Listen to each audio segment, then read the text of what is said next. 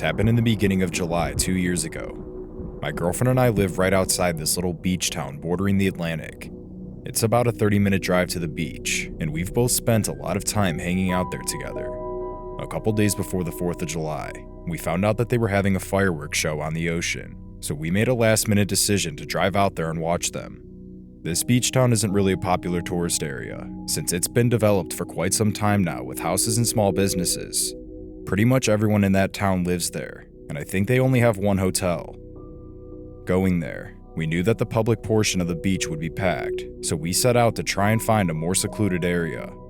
Not too long after looking, we found a smaller neighborhood that seemed to be pretty close to the beach. There were several roads and mini cut-through streets that got us lost a few times, so I used the car's GPS to navigate us as close to the beach as possible through the neighborhood. After some time, we turned down a cul-de-sac that stretched a short way down the road before reaching the houses at the end. In between the two houses, there was a service road that looked like it led straight to the beach. I parked my car and we got out, carrying a blanket, some water bottles, and a few snacks. Despite reading the sign that read, "Do not enter," we ducked under the metal chain and made our way through. The wide dirt path led through a patch of woods behind the houses, right to the beach. There was absolutely no one there, and we'd have a perfect view of the fireworks when they started at 10. We rolled out the blanket and sat down, just taking in the relaxing aura of the ocean. The fireworks started a few minutes after, so my attention was completely focused on that, almost preventing me from noticing the man walking along the beach in our direction. He was coming from the direction of the public beach, so it didn't strike me as anything out of the ordinary. As he got closer, I was able to see that he was wearing khakis, with the bottom portion hiked up as to not get water on them. He had on a gray shirt and didn't seem to have any shoes or socks with him, which fully gave me the impression that he was just taking a walk. Once he was directly in front of us, he slowed down his pace, and he kept looking over at my girlfriend. She definitely took notice to this as well, and was clearly creeped out by him. It felt like it took him forever to pass, but once he did, we both agreed that he seemed really weird. Once he was out of our vicinity, we turned back to watch the fireworks, which had already been going on for 20 minutes at this point. The finale started shortly after, which made it almost impossible to hear anything else. Once it ended and we rolled up the blanket, we turned to head back down the dirt path towards our car. As soon as we started walking, my girlfriend stopped and pointed to the path in the woods. The same guy was standing there, just staring at us. We both awkwardly stood there for a few seconds, until I yelled out to him, "Can I help you?" He didn't give any response, but rather turned around and started walking down the path. He was going in the direction towards our car, so we had no choice but to follow him. My girlfriend was pretty scared, and admittedly, I was too. I didn't know what he was doing, but it was concerning that he clearly had an interest in my girlfriend from our first encounter. I led the way, while my girlfriend stayed closely behind me. The path turned to the left, so once the guy made it there, he disappeared out of sight. Having no idea where he was until we made that turn, I felt myself tensing up as we got closer. As soon as we rounded the bend, I was in view of my car, but the guy was nowhere to be seen. Suddenly, I heard some leaves rustling around in the woods, followed by my girlfriend screaming at the top of her lungs. I turned around to see that the same guy had tackled my girlfriend to the ground. He was on top of her, repeatedly punching her in the face. My adrenaline completely took over, and without any hesitation, I dove on top of him and pretty much beat the crap out of him. My girlfriend was bleeding from her nose pretty badly, but she was able to call the police while I held him down. He was unconscious for the most part, but he didn't try to fight back once he woke up. When the police arrived, they immediately took the guy away in handcuffs, while we got a ticket for trespassing. My girlfriend's nose was completely broken, which had to be set back in place that same night at the hospital. The guy had no prior criminal record and lived a seemingly normal life as a grocery store worker before this. When asked why he attacked my girlfriend, he couldn't give an explanation. He was even determined to be sane and in his right mind on the night of the attack. It's crazy to think how a seemingly perfect night turned into a living nightmare in the span of seconds. He's still in jail and will be for the next 6 years, but I'm just worried about what he'll do when he gets out.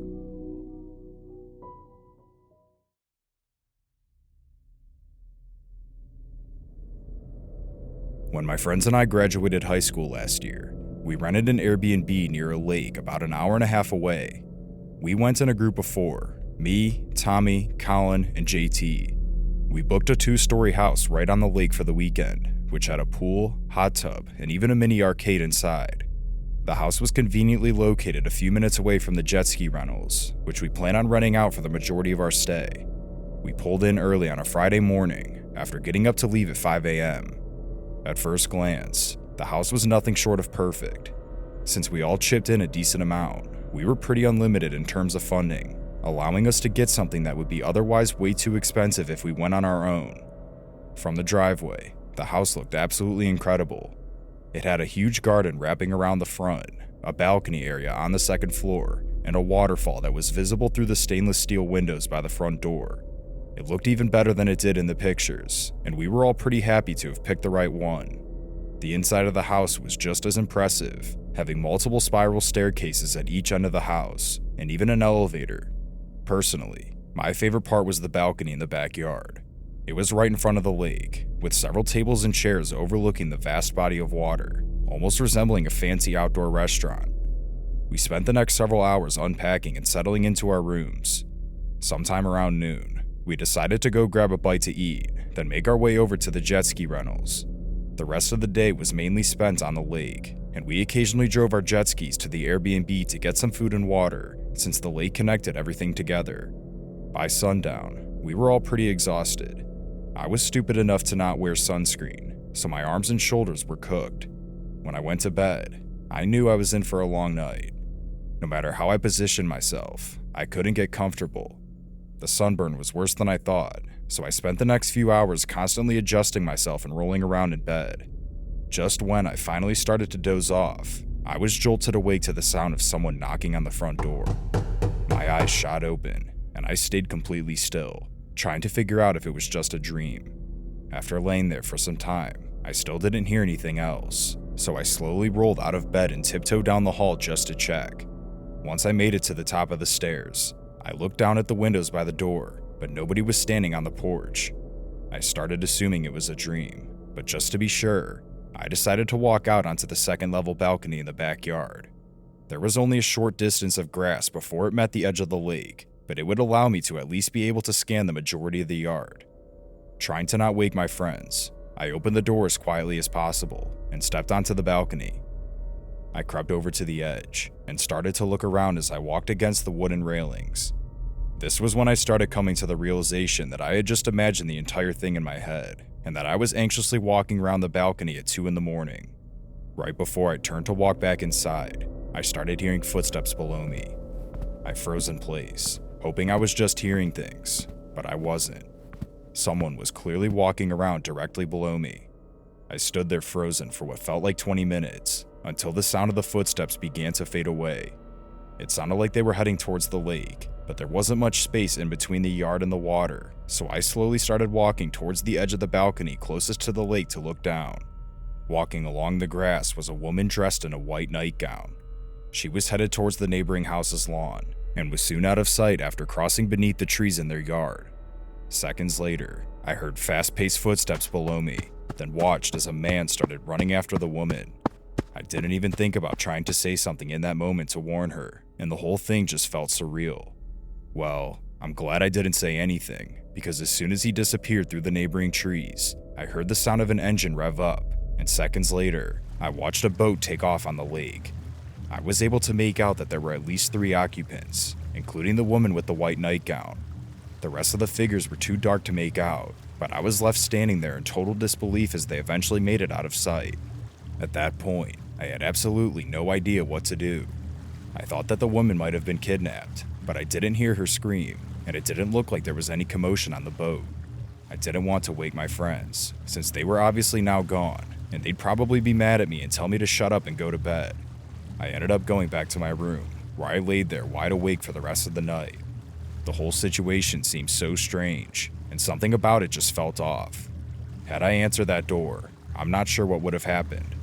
I'd like to think that maybe they needed help, but I have a bad feeling that it was something much worse. The fact that they knocked on the door after hiding the boat makes me think it was some sort of setup, with the woman being used as the bait so I'd open the door. I told my friends the following morning about what occurred, but they didn't really seem concerned. Looking back now, I regret not calling the police. and I hope they haven't tried this on other houses since.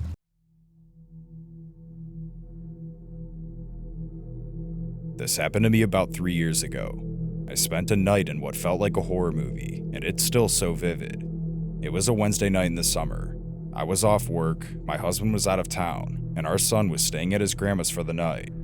I was home alone with my dogs, an 80-pound Aussie mix and my 80-pound German Shepherd pit bull mix. I always have issues sleeping when I'm home alone, so I tend to just binge watch TV in the living room until I can't keep my eyes open anymore. On this particular night, I remembered that the trash pickup would be coming the next day. I decided to turn on Game of Thrones for a bit, then take the trash out. Before I knew it, I realized that it was already 1:30 a.m., and I still hadn't taken the trash to the curb. My house has 2 solid iron gates, one in the front and one to the side door and backyard. Lighting on our street, or anywhere in our neighborhood for that matter, isn't that great, but it's a quiet neighborhood with a lot of families, and you rarely hear about crime here. I looked out the window by habit before I took the trash out, and saw who I thought was my neighbor, smoking a cigarette outside of his gate across the street, looking directly at me. For context, this is a normal occurrence. My neighbor across the street hides his habit of smoking cigarettes from his wife, so he typically does it late at night in front of his gate. I get off of work late, so I usually see him, and we'll wave, say hi, chat a little, then I'll go inside, while he makes the joke, "You didn't see me smoking if my wife asks." So, unbothered by seeing the guy, I went outside, grabbed my trash cans, opened my squeaky iron gate, and took them out to the curb. I didn't have my glasses on at the time, so as usual, I waved and said hello. However, the guy, who I thought was my neighbor, threw down the cigarette and quickly walked off down the street. It took me a minute for me to register that he was not my neighbor. I was a little creeped out, because he was clearly staring into my window from the opposite sidewalk. I also considered the possibility that it was a guy taking a night walk, which wasn't unusual in our neighborhood, and he had just stopped for a cigarette. I thought I probably weirded him out as much as he weirded me out, and I went back inside and laid on the couch with my dogs to keep watching Game of Thrones. At some point, I fell asleep, but I woke up hearing my gate squeaking, followed by my German Shepherd mix growling. He's extremely protective of our family at home, but he's also the kind of dog you can take anywhere because he's so friendly in public. My Aussie mix is more passive, but his sheer size and scary bark tends to deter people, but he's very friendly though. I quickly got up and pulled back my curtain. My gate was still shut and I didn't see anything. My dog, however, continued to growl at the front door. I looked out another window, which had a better view of my front yard and porch, but I didn't see anything. Eventually, my dog settled back down with my other dog, but I was still uneasy, so I ended up watching TV again because I couldn't go back to sleep. About an hour later, I definitely heard my gate squeak. We are the only ones with a heavy cast iron gate, and the noise it makes is so distinct. I looked out the curtain, while my dogs continued to softly growl. My gate was halfway open, but I didn't see anyone. At this point, I was panicking, and I couldn't find my phone. I grabbed my wooden baseball bat out of our room, crouched down, and started going through the couch cushions to get my phone. Oddly, my dogs were still quietly growling instead of barking, so I assumed no one was there. But the minute I found my phone, my front door handle started shaking. I ran to the side door to let my German Shepherd out. He was perfect for the situation because I knew he'd protect me and he could jump the 6-foot-tall back gate. My Aussie mix, who was going crazy, busted out one of our door side lights. I heard the guy say, "Oh crap." Immediately, I let out my German Shepherd mix. I jumped up to look out the window and saw my dog latch onto the guy's hand.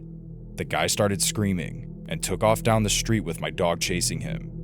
I then became terrified that he'd hurt my dog, so I ran outside with my baseball bat, screaming my dog's name over and over. The next thing I knew, my dog was prancing down the street back to me, happy as can be, with blood all over his face. I called the police, and they took another hour or so to show up, and they didn't seem to take me too seriously. They said they'd call local hospitals, but I never heard back. I called my husband bawling, and he got on the next flight home. I stayed with his mom for a few days because I was too terrified to go home, but I bought my dogs giant ribeyes for being so good and saving me. I don't know what that guy wanted, but it couldn't have been good. I have gone through therapy for this and have been trained in firearms, because this was the creepiest night of my life.